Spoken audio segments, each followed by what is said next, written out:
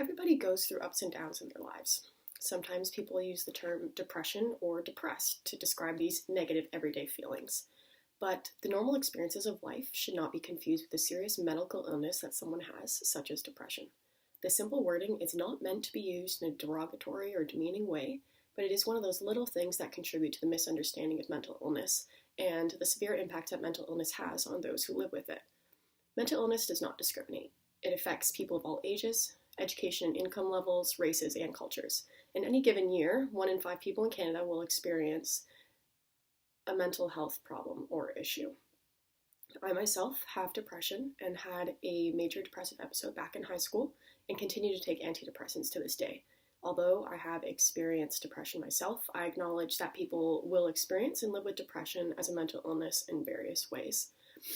Throughout my experiences, the stigma associated with mental illness contributed immensely to my struggle and my negative thoughts about myself. Stigma is a negative stereotype that can be defined as something that takes away from one's character, which usually leads to some sort of discrimination or unfair treatment.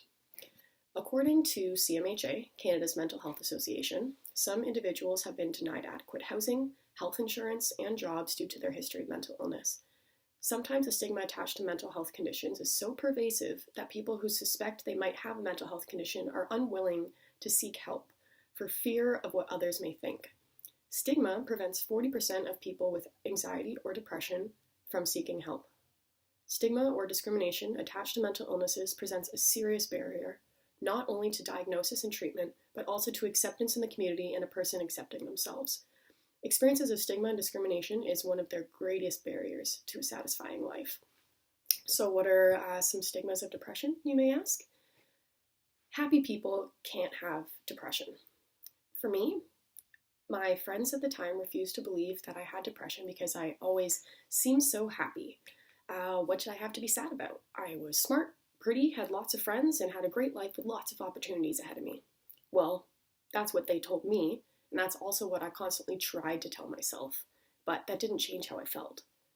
Life tip. There is so much more to a person than what you can see on the surface. I personally would force myself to go to school, glue a smile on my face every single morning, and pretend that I was happy. It was exhausting.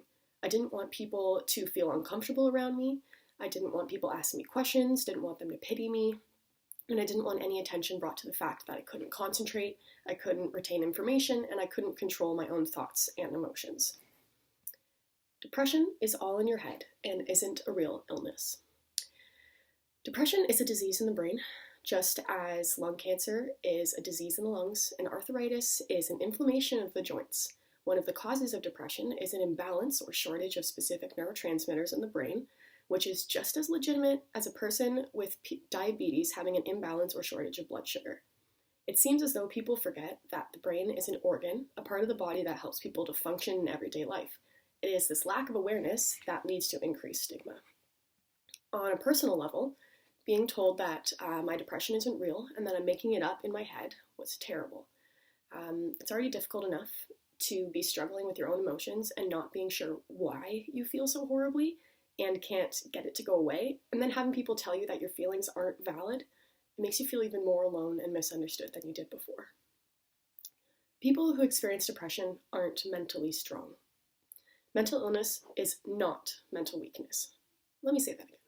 Mental illness does not equate or mean or is synonymous with mental weakness. In fact, some of the most mentally strong people that I know live with a mental illness like depression or anxiety and continue to take life by the reins and pursue their best life.